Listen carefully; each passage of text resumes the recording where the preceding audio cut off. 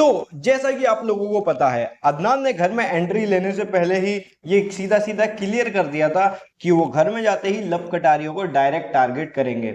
और घर में जाते ही ऐसा हुआ।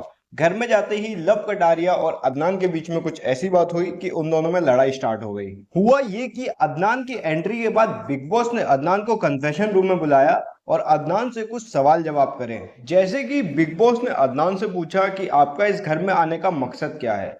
इस बात पे वो घर के काफी सारे लोगों के ऊपर अपना ओपिनियन देते हैं। सबसे पहले वो सना मकबूल के बारे में बोलते हैं। सना मकबूल के बारे में वो ये कहते हैं कि सना को दिमाग से ज्यादा दिल से खेलना चाहिए, क्योंकि वो किसी के भी इमोशन को नहीं समझ पा रही हैं। इसके बाद उन्होंने नेजी के बारे में बोला। नेजी के बारे में बोला कि नेजी काफी भोला बनता है।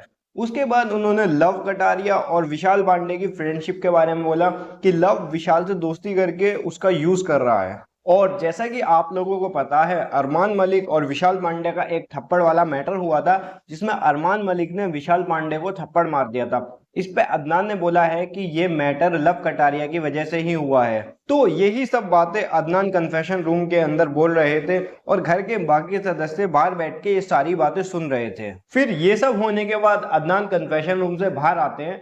अदनान विशाल पांडे के अच्छे दोस्त हैं, तो वो आते ही विशाल पांडे से गले मिलते हैं। वो बाकी सदस्य से मिलते हैं। इसी बीच लव कटारिया आते हैं। लव कटारिया अदनान को बोलते हैं कि तुम भाई बहुत गलत बोलते हो। इस पे अदनान ने बोला कि मैंने क्या गलत बोला। इसके बाद लव कटारिया ने फिर से यही स्टेटमेंट बोली कि भाई जो तुमने बोला वो बहुत गलत है। इसी बात पे दोनों की कहा सुनी हो जाती है।